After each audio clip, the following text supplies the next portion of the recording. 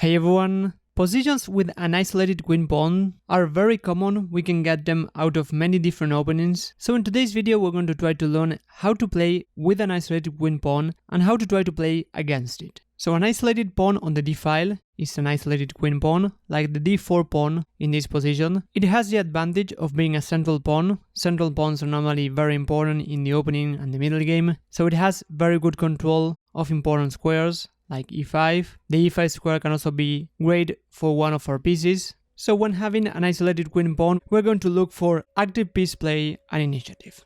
So here in this position, white could develop the bishop on c1. This looks like a very natural move to connect rooks. Before doing that, white played the move h4. Some ideas might be to push the h5 pawn in some lines or to support the bishop, as we'll see. And after queen to d6, now white went bishop to g5, and after rook a to d8, black is correctly trying to put pressure on the d4 pawn.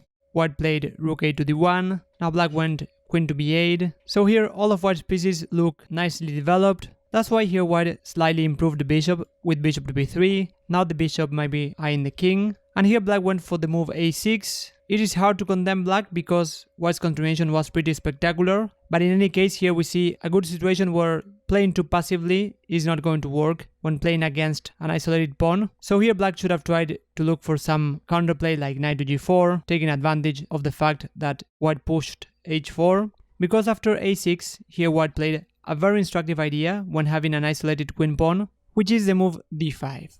All of white's pieces are ready to explode in activity, that's why the move d5 will open the position for white's pieces. Here black went knight to a5, but let's evaluate the more direct moves, which are to simply capture the pawn. If black takes with the e-pawn, here white has a tactical idea, which is to take on e7, and after black takes, for example with the knight, bishop takes, white got two minor pieces, but more importantly, black's king is going to be under attack very quickly.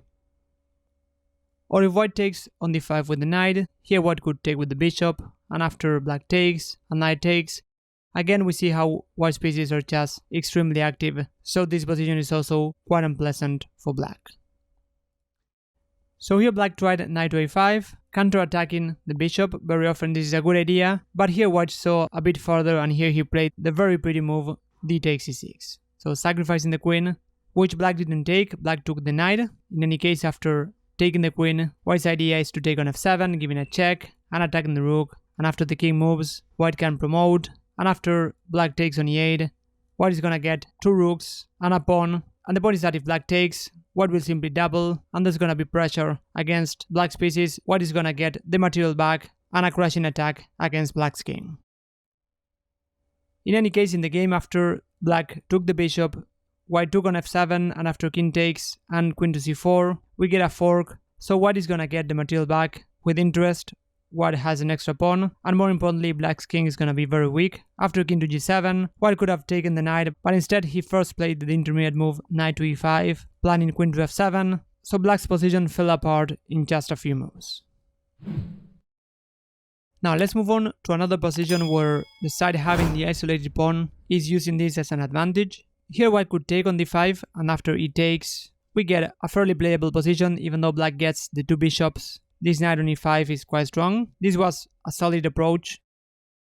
But instead, here white went for more and he went queen to g4, activating the queen. Now black went bishop to e5. Taking on e3 was an option, although white will improve his pawn structure. Now white doesn't have an isolated pawn anymore. This will also activate the rook on f1.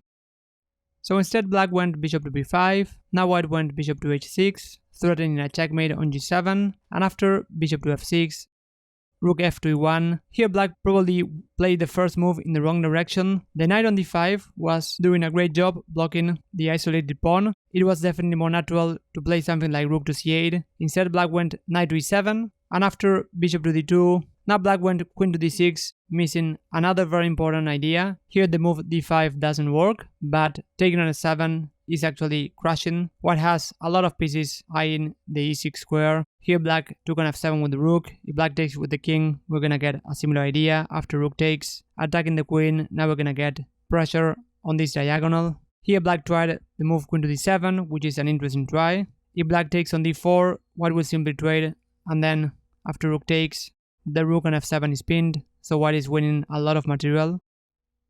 So queen to d7 seems like an interesting try because the rook on e6 is pinned, but white still captured on f6, sacrificing the queen, and after queen takes and rook takes. Now white is threatening a discovered check, picking up the queen. That's why black went king to h8, and after rook takes, we got this combination where white has a rook, bishop, and 2 pawns for a queen, so materially is doing fine, but also white has the more active pieces. Here black tried rook to c8, but after white traded on c8 and d5, here black had enough and resigned. White has a very strong pass pawn, and also a simple idea like bishop to c3 putting pressure on g7 is gonna be crushing for black.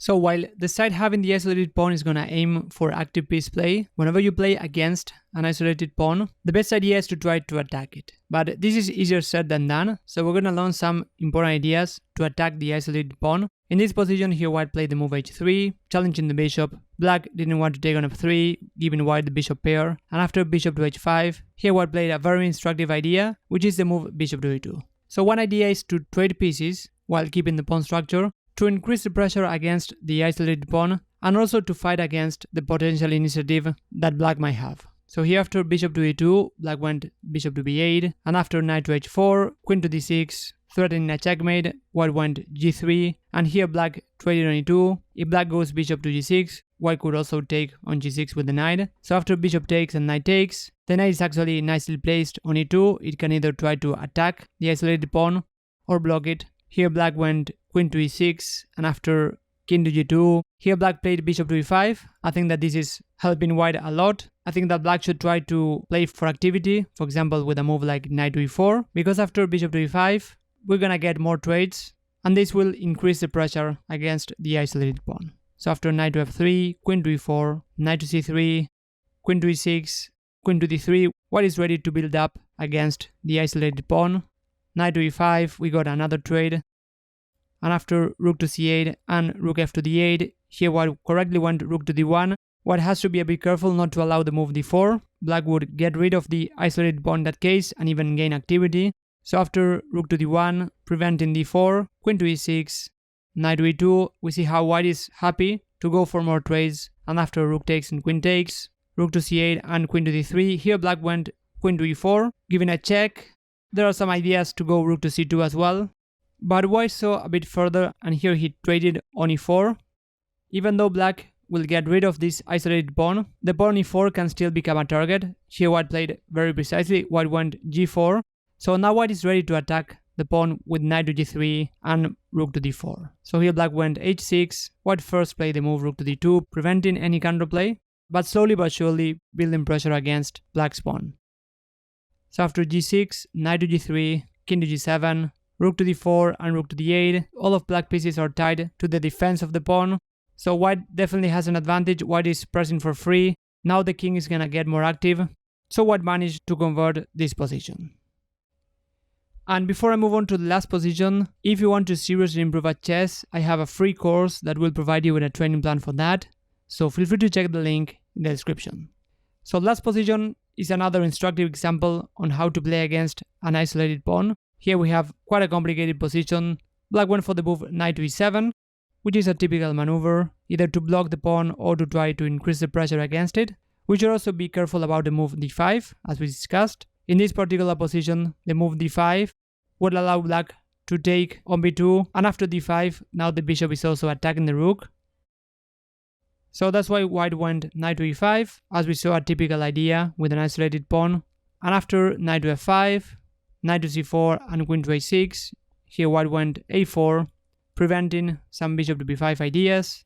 And after a4, black went bishop to c6, so black is slowly maneuvering his pieces to increase the pressure against the isolated pawn. Here white went queen to f4, and here we get a very instructive moment. Here black didn't rush, grabbing the pawn on d4, because white might get some counterplay. So here first of all taking with the knight wouldn't work because white will simply capture the bishop. But after bishop takes, white has a way to complicate the game with the move bishop takes, undermining the defense of the bishop. Black is no time to take on f5 without losing the bishop on d4, but even here black has the move bishop takes. And after knight takes, this is a very forcing continuation. Now black has to be careful. Black could take with the e-pawn, and although it seems that black got a pawn, here white could even play the move knight takes f5, So overall, black is not achieving anything here. Black even has to be a bit careful because taking the knight will be very bad, because after queen to g5 we will get a fork. So that's why black played the move bishop to d5, just blocking the pawn, slightly improving the bishop, and after knight to e5, attacking the queen, queen to b6. So with all this complex maneuvering, black improved his pieces, and even though white's pieces might look nice, I don't see any clear initiative that white might get out of this position. So here black decided to take on f5, probably not the best reaction, but in any case black's position was more pleasant. And after e takes f5, rook to d2 defends the pawn, bishop to g7. So overall black has a more comfortable position with two bishops, particularly this bishop on d5 is actually quite nice. And more importantly, white doesn't get anything in return for the isolated pawn. So you now know the most important ideas to play with an isolated queen pawn, and you also know how to play against it. Thanks a lot for watching, and I'll see you in the next video.